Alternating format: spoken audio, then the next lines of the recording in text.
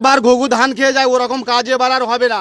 এবারে ঠিক লোকের গায়ে হাত দিয়েছো, কোথায় যেতে হয় আর কতদূর নিয়ে যেতে হয় আমরা যাব। বারবার নাটক করে গিয়ে হসপিটালে শুয়ে পড়া এবার আর হবে না। পরিস্থিতি ওইদুলবার যা, সময় কথা হবে তাদের সাথে, কথার বক্তব্য হবে, তাই বলে কি জাহানে মেরে ফেলবে নাকি? যদি সেইটা সেরকম মনে করে, আমি তো বারবার বলছি কোনো কর্মীদের নয়, ফেস টু ফেস নেতা আসুক, কোন নেতা আসবে ফেস টু ফেস লড়াই হবে তার সাথে। ভাঙড়ের মানুষ শান্তিতে ঘুমাক আমরা চাই।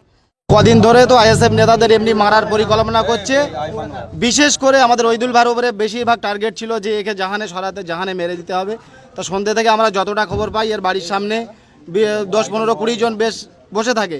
ওইদুল ভাই, আমি যতটা জানি থানায় জানানোর সত্ত্বেও থানায় এসে ওইদুল ভাই কমপ্লেন করতে হয়, বাড়ির সামনে মারা হয় ওকে।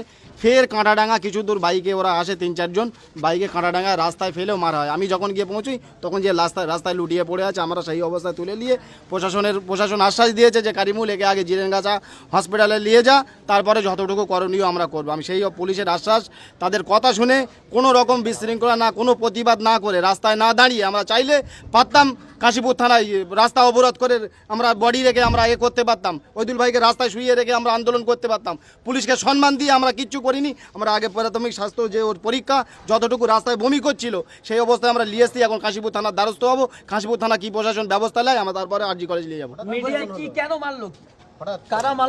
যত আপনারা বুঝতেই পারছেন এটা রাজনৈতিক চক্রান্ত, যে একাধিকভাবে বাইরের লোক এনে, আমি চাইবো যে প্রত্যেকটা সিসি ক্যামেরা চেক করা হোক। বাইরের লোক যেভাবে ভাঙড়ে ঘুরুঘুরি করছে, একমাত্র আইএসএফ নেতাদের, আইএসএফ কর্মীদের উপরে মারা চক্রান্ত চলছে। এটা প্রশাসনের কাছে বারবার আমরা অনুরোধ করছি। আমরা কি আপনাদের কাছে লিখিত দিলেও তো কাজ হচ্ছে না, তাহলে এবার কোথায় যেতে হয় আপনারা বলেন, আমরা সেই অবস্থা সেখানে যাব, যাতে আমাদের এই নেতাদের সুরক্ষা দেওয়া হয়।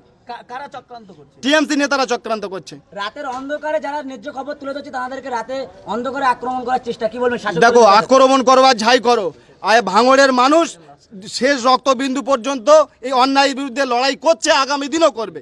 তৃণমূলের পক্ষ থেকে বলা হচ্ছে তাদের দ্বারা 3 জন কর্মী আক্রান্ত হয়েছে, জনরোষে পরে ওইদুল ইসলাম মার খেয়েছে। ওকে তৃণমূলকে মারেনি, বরং তৃণমূলের 3 জন আক্রান্ত। আমি বারবার বলি যে বারবার ঘুঘু ধান খেয়ে যায় ওরকম কাজ এবার আর হবে না।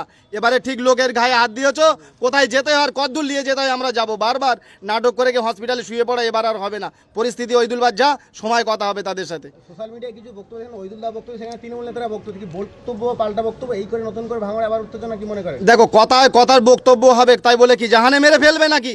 যদি সেইটা সেরকম মনে করে, আমি তো বারবার বলছি কোনো কর্মীদের নয়, ফেস টু ফেস নেতা আসুক, কোন নেতা আসবে ফেস টু ফেস লড়াই হবে তার সাথে। ভাঙড়ের মানুষ শান্তিতে ঘুমাক আমরা চাই। আপনার নাম পরিচয়? আমার নাম কারিমুল ইসলাম।